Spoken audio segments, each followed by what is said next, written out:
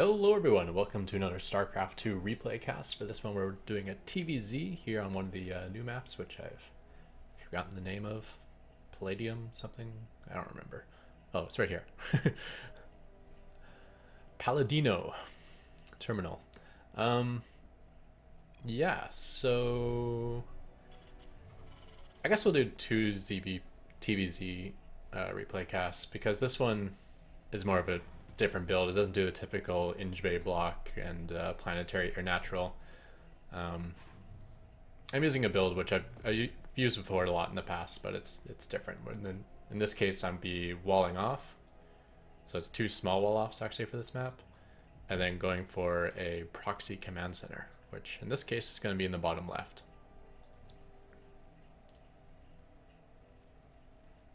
So sometime after the depot, you want to take your gas. You can take it right away or wait a little bit. There's advantages and disadvantages to both. We're going to get a command center here, which I'm going to eventually turn into a planetary, but unless it's scouted, I'm not going to do it right away. After the command center, we're going to be going barracks. And then we'll finish the wall off with an Inge Bay and a second supply depot. We're putting the tough structures at the entrance away from our ramp, and then the weak structures here, just so in case he goes for a bailing bust or something, I can get a siege tank positioned on the high ground that can defend this choke point, which is much easier to defend. So we got this gas populator right away.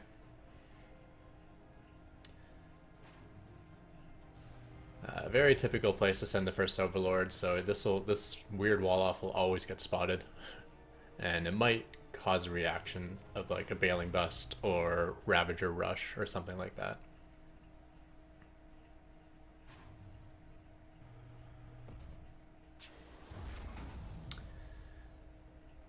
So I'll be making one marine. The nice thing is you can kind of shoo this overlord away, just kind of lift the barracks with your marine here. You want one or two marines, not too many. You definitely want one to defend this area, but probably another one to keep an eye out over here and here and here. Anywhere where there's low ground close to your main, you want to keep an eye out to see if there's an overlord hanging out in the area, because if so, you might have to worry about an early overlord drop, which is a thing now in Legacy of the Void. A lot more early game options that you can die to from Zerg now. With this gas, we're going to be getting a factory, and then we're going to stay on the one gas so we can afford our command center at our natural, which we will be making an orbital. You can make this an orbital if you want to. It gives you a lot more mineral income early on, and then you can just concede the fact that whenever he scouts this base is going to be forfeit. But planetary is pretty strong against Zerg, so I feel like even if you go planetary, you can still mine a lot of gas out of it before he actually takes it out. But if you do go orbital, it's kind of nice. Allows you to get your next two command centers quickly, which are important. One to take this third, and one to get a PF up at the wall, actually. Because, like most of my builds, we're going Mass Raven, and our army count is going to be very tiny. This is kind of interesting, whether to go siege tank or fast starport in a Banshee. Siege tank is really nice against the bailing bust to get a siege tank here, and obviously you want one for later to help take this base. But it can slow down your Banshee, and if you're going to be facing fast Ravagers, the Banshee is more important, because, you know, to get your siege tank forward enough to protect your wall, it also means it's forward enough that Ravagers can take it down with its bile.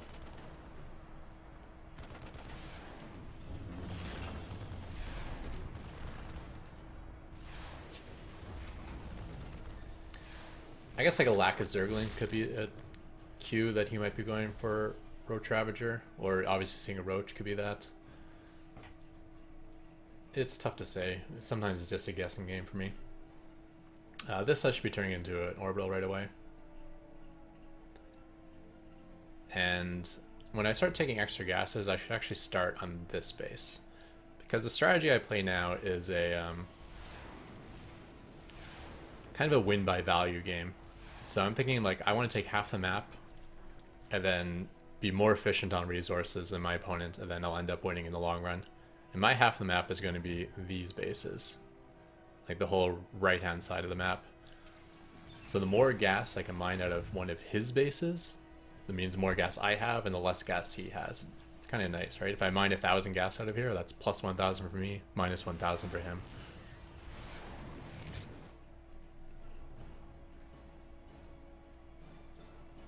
So probably on these two bases you want to get missile turrets before we go command centers.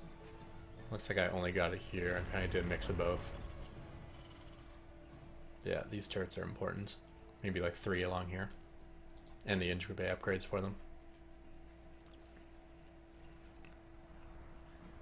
And then after the turrets, we want to go double command center. 1 to protect the wall, and 1 to take this base with. Oh, production tab, right? Oh well. You gotta kind of get to, with a production tab, you get to play from my point of view, which is completely blind. So it looks like Ling Bling Muta is the way he's going, although he is getting roach speed as well.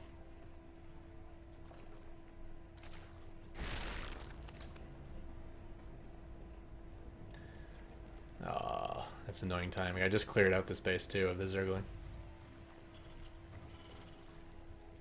I do saw this Viking hanging out though, who's picked off I think 3 overlords and a Zergling. Sent him back for repair and forgot about him. But since he's still alive, he can help take out this overlord. Changeling does mean he's on layer tech.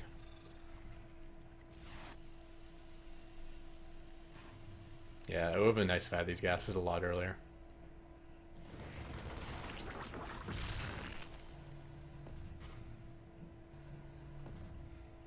These Marines aren't very useful anymore now that I have the, well, now that I should have the planetary up.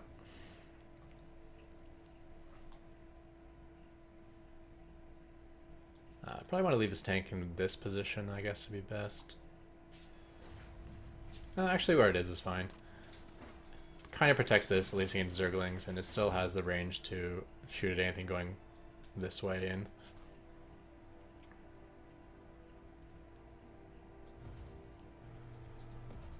I think I'll pick it up to 2x speed now we're done the build order portion of this.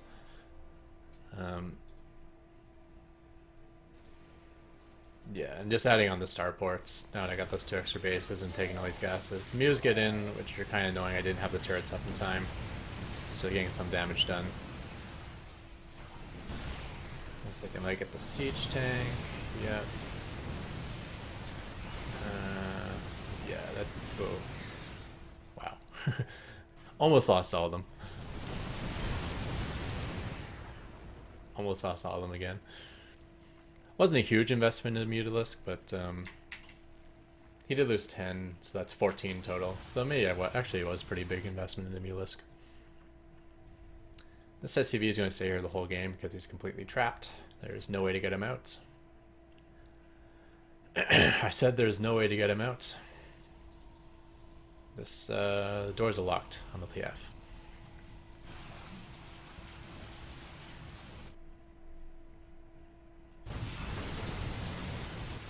Since I saw him down here, I think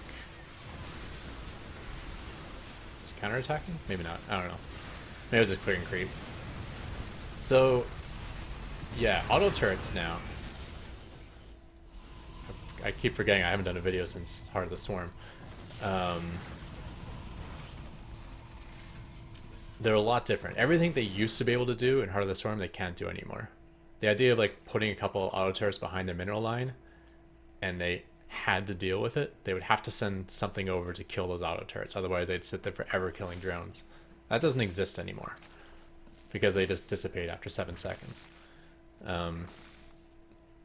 Using them for base trades, like throwing auto turrets in his main base and expecting it to kill his production if he doesn't do anything, that doesn't exist anymore either. Because the damage that they do is about 90% less than what they used to over the lifetime, but its DPS is much, much higher. talking like 22 damage per shot or something like that, or 22 DPS. I don't remember what it was, but yeah. So now you can use it to engage armies, things you never used to be able to do before, like fight Ultralisks even, or Thors. They can do that. So they're much simpler to use, I would say. I don't know if they're better or not, but they're definitely easier. They're like a catch-all. No matter what situation you're in, spamming auto turrets can work. They rip apart drone lines too really quickly, and if you put down enough of them, you can kill hatcheries. It just takes a lot more energy. I also like them for clearing creep now, because since they do much higher DPS, they kill the creep tumor fast enough that you don't have to sit there with your ravens and wait, or use a scan. Oh, these Widow Mines, man. Fail.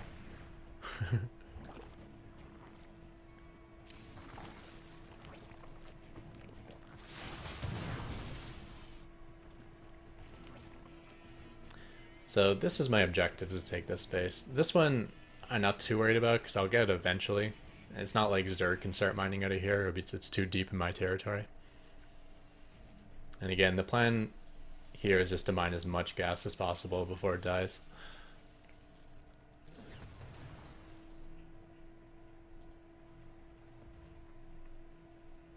Looks like he's going up to Ultra Cavern.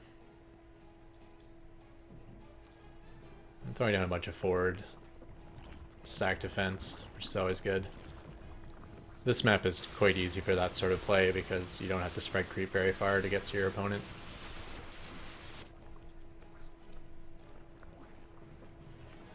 So go back up to 2x. Same time pumping the Ravens. Widow Mines. Hellions are also good if you're going for upgrades, and it looks like that's what I'm doing now. Start spending my minerals on Hellions and Hellbats, so adding more factories and starting those upgrades. That is the end of that base, but you can see we mined half the gas out of it, so we get... That base is like neutral now. Even if he mines out everything that's left there, I still got half of it.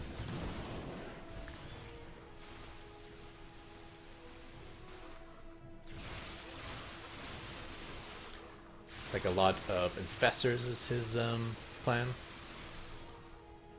Parasitic Bomb is a thing now, which means it's a lot more dangerous to move out on the field with your ravens. The whole idea of just like kind of roaming the map with ravens and throwing an auto turret harass is much more suicidal nowadays. I think we'll take out one of those command centers and push me away, but it's going to take some damage in the meantime, although I am running into... Okay. We'll call that even, maybe a slight loss. That was a fungal and some bile? What is this thing? What is their attack called? I don't even remember. Huh.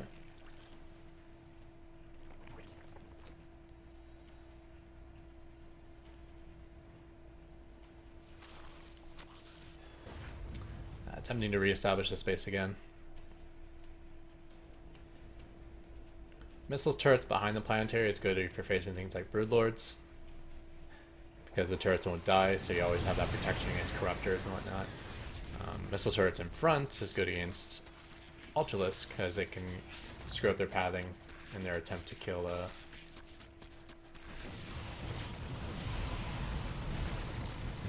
planetary.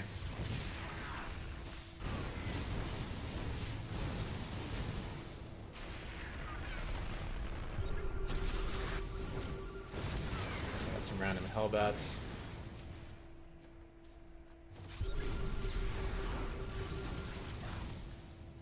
Trying to get the active creep tumors. Not doing a good job at it, because I think I'm busy over here. I'm missing the attack. Doing a retreat / creep denial. Pairing Ravens is something I do a lot more often these days, just because little increments of damage is much more common to take, especially against things like Parasitic Bomb. You don't want to be running around with a whole bunch of red ravens. Yeah, so basically this is the contested base. If he sets this up... Wow. That is a lot of stack defense. This could have been a whole different game if I didn't get here in time. Which I just barely did.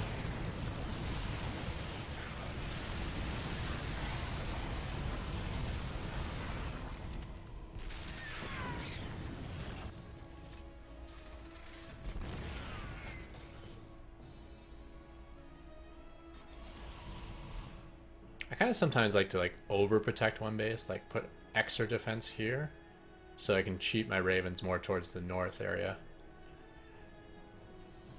Just have my army completely out of position for this area.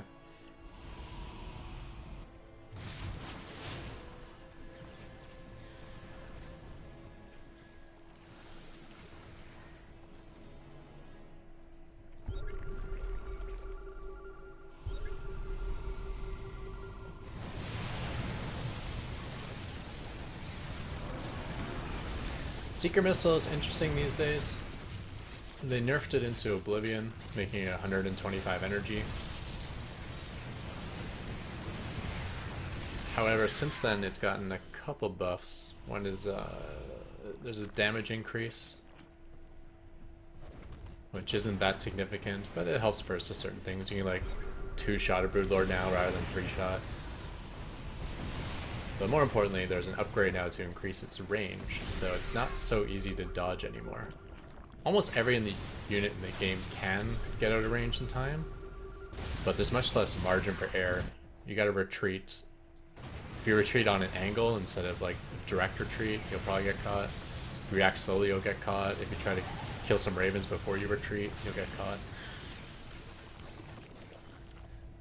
But it's still super expensive, so... I think the auto turret is the go-to spell, with the Seeker Missile being more situational.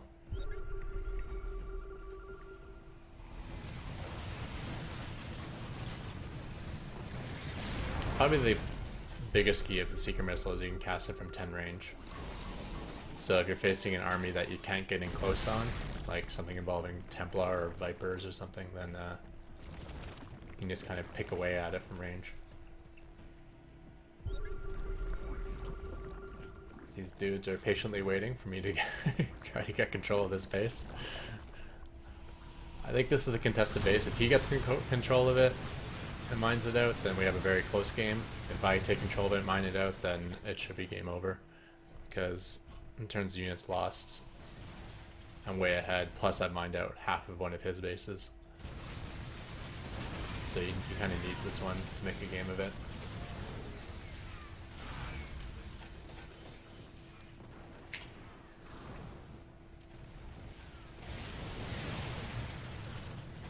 Did spot some storm hosts here, and my retreat path doesn't make a whole lot of sense. I do at least joke the last second, but I take some splash damage, and then the fungals are quite sick afterwards.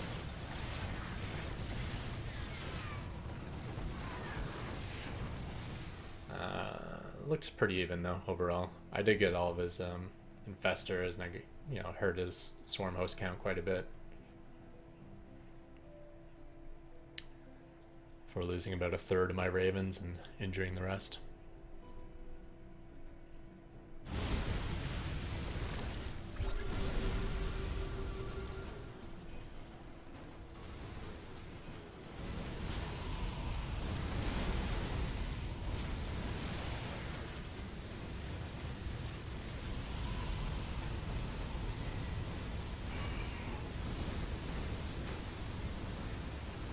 The good news is, the few times he's been able to take this base, he's gotten only 40 gas in total.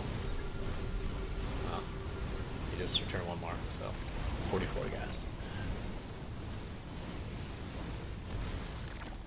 These are 2/2 Hellbats, which obviously are bad against Ultras, but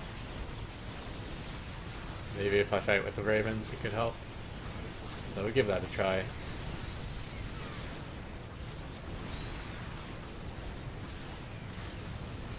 Also not too good against roaches either.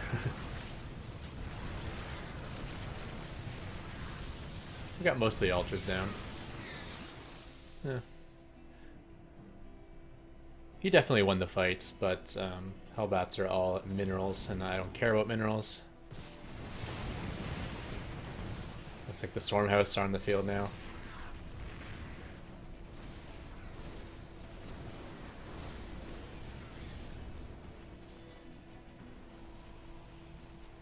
Actually a very good map for Stormhouse if the map is split this way. So you can safely move all along here, which means you can attack this base, which we're still fighting to set up that base so you can get it. From here you can also attack this base, and then from the south you can attack this base or this base. So you can attack 4 bases without even putting his Stormhouse into threat. I probably got a little bit too aggressive with my Ravens there, hoping I can get this set up.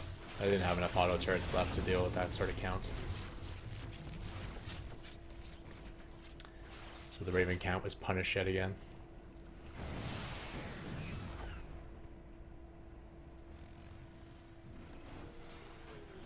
Production tab, bringing back the Infestors. He didn't go for Parasite Belm at all this game, which is strange. Vipers are usually the first things Zergs go for. Putting out random Widow Mines on the map can give you a vision of where his Swarm Hosts are going to be attacking from. They also get 1 pot shot on a Swarm Host, which is nice, although I don't think they can one-shot a Swarm Host.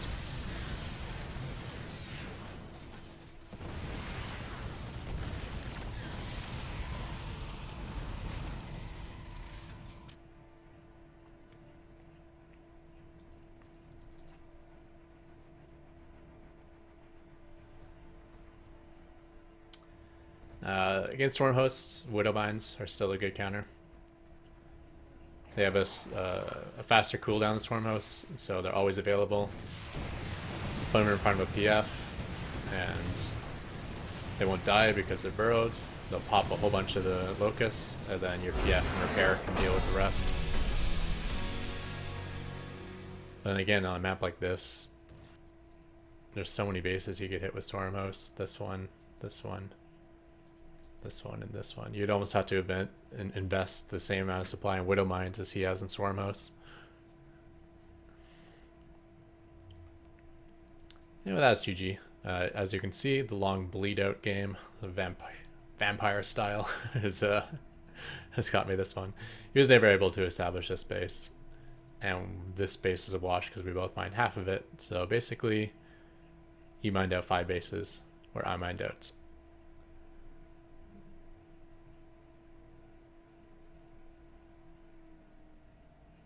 Yeah, I guess we both mined out 5 bases because no one got anything out of this. 5.5. So I guess it's mostly because of the units lost tab. Losing 18k less, and most of what I lost was minerals. Just throw away Hellions and Hellbats.